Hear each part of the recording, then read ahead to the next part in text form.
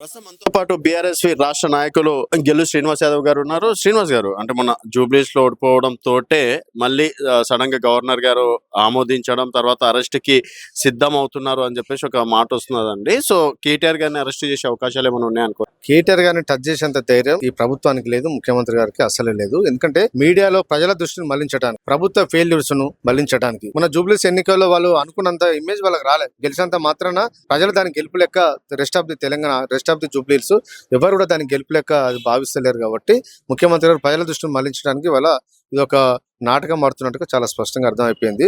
అసలు గవర్నర్ ఎప్పుడు దానికి సంతకం పెట్టిండు, దేనికి దాని విచారణ చేసుకుంటామంటే దానికి ఎప్పుడు సంతకం పెట్టిన తర్వాత దానికి గవర్నర్ ఆమోదం తెలిపాల్సిన ఇవన్నీ డ్రామా, ఇవన్నీ అవసరం లేదు. అసలు ప్రభుత్వం కేటీఆర్ గారు అసలు ఏం తప్పు చేయలేదు.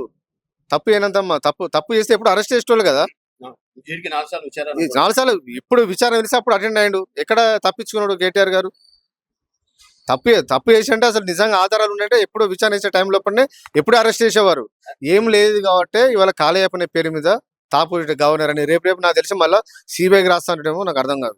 అయితే ఇదే ప్రస్తావన జూబ్లీస్ మనం ఉప ఎన్నికల్లో కూడా చూసినాము. గవర్నర్ దగ్గర పెండింగ్ లో ఫైల్ ఉంది, లేకపోతే ఈ పార్టీకి ఇద్దరు అంటే అరెస్ట్ చేసేస్తుండే అని చెప్పేసి అన్నారు. ఇప్పుడు అది కూడా క్లియర్ అయిపోయింది. ఇప్పుడైనా అరెస్ట్ చేస్తారు అనుకుంటున్నారా? ఏం అరెస్ట్ చేయలేరు. నేను ఏమంటున్నంటే ఆధారం ఉండాలి కదా, అరెస్టేషన్ కి ఆధారం ఉండాలి కదా. కేటీఆర్ గారు ఎప్పుడు పిలిచినా విచారణకు హాజరయ్యారు. ఏం తప్పు చేయలేదు కాబట్టి ఎప్పుడు పిలిచినప్పుడు వేయండు, విచారణకు సహకరించు, ఎక్కడ తప్పించుకోలేదు. ఇక మేము భయపడి ఎక్కడ తప్పు చేస్తే కేటీఆర్ గారు అసలు అటెండే కాకపోవు. అయితే ఇప్పుడు జూబ్లీస్ లో ఓడిపోయాడు కదా, ఇంకా బీఆర్ఎస్ పని అయిపోయింది. ఇంకా బీఆర్ఎస్ మళ్ళీ లేవదు. అటు ఎంపీ ఎలక్షన్స్ లలో 0 వచ్చింది, తర్వాత కంటోన్మెంట్ లో ఓడిపోయింది, జూబ్లీస్ లో ఓడిపోయింది. సో సమాప్తి అయిపోయింది అనుకోవచ్చు. ఏం కాలేదు. బీఆర్ఎస్ పార్టీ చాలా బలంగా రోజు రోజుకు బలపడుతూ ఉంది. ఇవాళ బీహార్లో ఆర్జేడీకి ఓట్లు ఎక్కువ వచ్చాయి. సీట్లు తక్కువ వచ్చిన ఆర్జేడీ పని అయిపోతుందా? బీఆర్ఎస్ పార్టీ తెలంగాణ ఉద్యమంలో టీఆర్ఎస్ పార్టీ ఎన్నో ఉపద్రవాలను చూసింది. ఎన్నో రాజకీయ ఒత్తిళ్లను తట్టుకొని రాజశేఖర రెడ్డి గారు, చంద్రబాబు నాయుడు గారు కలవకుండా కలిసి రకరకాలుగా ఆ రోజు టీఆర్ఎస్ పార్టీ మీద కేసీఆర్ గారి మీద ఎన్నో రకాల ఒత్తిళ్లు పెట్టిన కూడా బీఆర్ఎస్ పార్టీ నిలబడి తెలంగాణ ప్రజలను నమ్ముకున్న పార్టీ ఇది.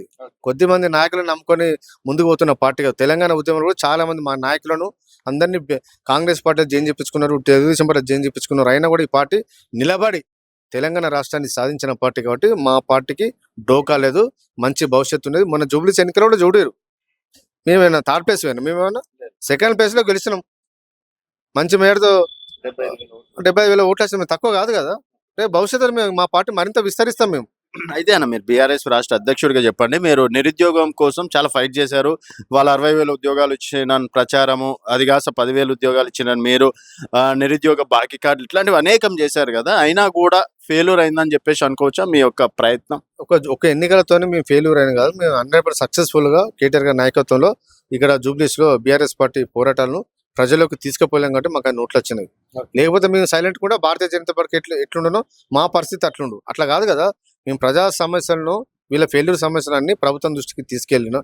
ప్రభుత్వం వాళ్ళ తప్పిదాలన్నీ ప్రజల్లోకి మేము తీసుకెళ్ళినాం. రేపు భవిష్యత్తులో ఖచ్చితంగా మేము వాళ్ళ జోరు ముఖ్యమంత్రి ఓటు మానిటరింగ్ చేసిన చెప్పి కాంగ్రెస్ పార్టీ కార్యకర్తలు చెప్తున్నారు. వాళ్ళు ఏమో అన్ని రకాల చేసారు వాళ్ళు. కాబట్టి వాళ్ళకు గెలిచే ఇమేజ్ వాళ్ళకి లేదు కాబట్టి ఇవాళ ఈ కార్యస్ అని వీళ్ళు ముంగట వేసుకుని అది చేస్తున్నారు. వాళ్ళకు ప్రజల్లో ఇప్పుడు ఫెయిల్ అయిపోయారు కాబట్టి ఇవాళ 42% రిజర్వేషన్ ఇస్తామని చెప్పారు. మరి ఎందుకు పార్టీ పరంగా బీఫామ్ మీద ఎందుకు కాంటెస్ట్ చేద్దాంటారు? వాళ్ళు సర్పంచ్ ఎలక్షన్ ఎందుకు పెడతారు? ముందు ఎంపీ జడ్పీసీ పెట్టండి. పార్టీ పరంగా అంటారుగా, అప్పుడు ప్రజలు తెలుస్తారు, తెలంగాణ ప్రజలు ఏందో తెలుస్తారు.